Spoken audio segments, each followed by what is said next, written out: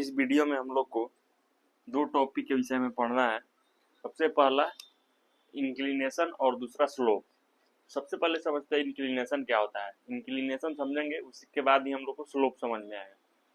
तो इंक्लिनेशन किसी लाइन का होता है कि अगर कोई भी स्ट्रेट लाइन एक्स एक्सिस के साथ पॉजिटिव डायरेक्शन में जो एंगल बनाता है उसी को हम लोग एंगल ऑफ इंक्लिनेशन बोलते हैं। जैसे यहाँ पर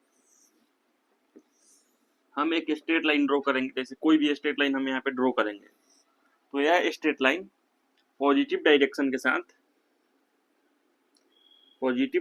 साथ जो एंगल बनाता है, ये वाला एंगल, इस एंगल को हम लोग जैसे यहाँ पे मान लेते हैं थीटा एंगल बनाता है, तो इसका जो इंक्लिनेशन हो जाएगा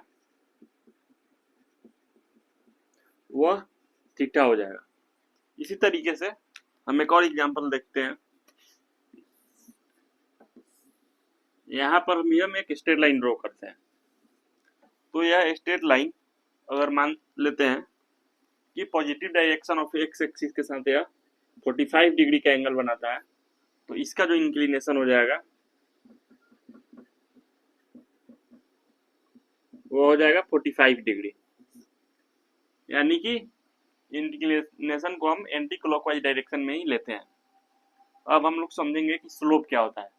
तो स्लोप भी इसी से थोड़ा रिलेटेड टर्म है, क्योंकि कोऑर्डिनेट ज्योमेट्री का एक बहुत ही इंपॉर्टेंट टॉपिक है।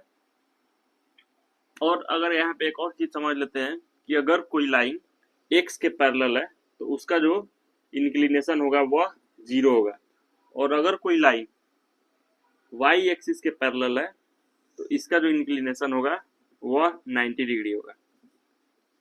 अब हम लोग समझते हैं कि स्लोप क्या होता है।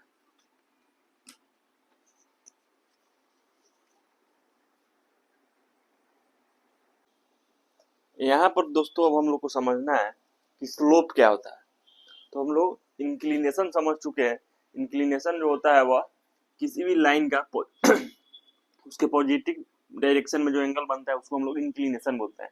अब यहाँ पे हम लोग दोस्तों समझते हैं कि स्लोप क्या होता है।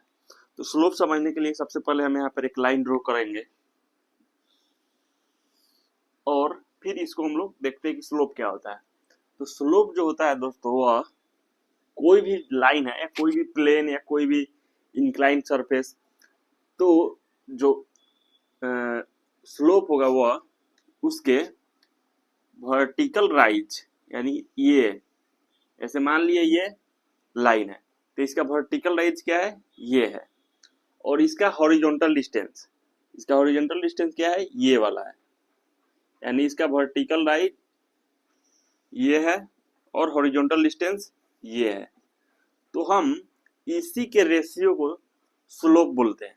जैसे अगर ये ए है, ये बी है और ये सी है, तो अगर इसका हमको स्लोप बोलना है तो इसका जो स्लोप होगा वह होगा A B over B C. यानी यह क्या हो जाएगा, इसका स्लोप हो जाएगा। यानी कि और A B over B C किसके इक्वल है, इस एंगल के लिए। इस एंगल के लिए जो A B over B C है वह tan थीटा हो जाएगा इसके लिए।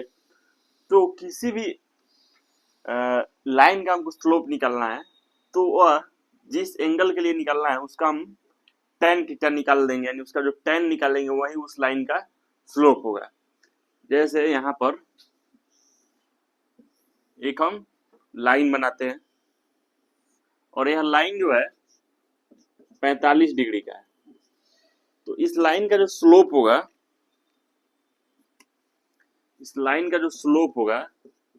वह क्या हो जाएगा, slope equal to tan 45 degree. Slope क्या हो जाएगा, tan 45 डिग्री। यानी कि इसका जो स्लोप हो जाएगा वह हो जाएगा 1। tan 45 का वैल्यू कितना होता है, 1, तो इसका स्लोप हो जाएगा 1। यानी कि हम लोग स्लोप को यहाँ पे m से डिनोट करते हैं। स्लोप को किससे डिनोट करते हैं, m से। जैसे यहाँ पे m का जो वैल्यू है वह हो जाएगा 1। तो स्लोप क्या होता है, किसी भी लाइन का या किसी भी प्लेन का वर्टिकल राइज और हॉरिजॉन्टल डिस्टेंस के रेशियो को हम लोग स्लोप बोलते हैं, यानी उस लाइन के टैन का जो टैन थीटा का को जो है हम लोग स्लोप बोलते हैं। और इसी तरीके से हम लोग किसी भी लाइन या किसी भी इंक्लाइन सरफेस का हम लोग स्लोप निकाल सकते हैं।